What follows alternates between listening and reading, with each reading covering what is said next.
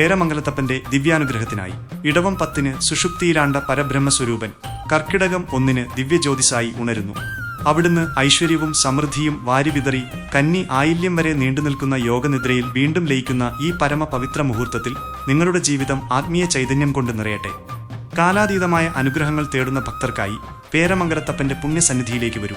നിങ്ങളുടെ പ്രാർത്ഥനകൾക്ക് ഉത്തരം ലഭിക്കുകയും ഹൃദയത്തിലെ ദിവ്യഭാവനകൾ സാക്ഷാത്കരിക്കപ്പെടുകയും ചെയ്യട്ടെ. സമൃദ്ധിയും ഐശ്വര്യവും ഓരോ നിമിഷവും നിങ്ങളെ പൊതിയട്ടെ.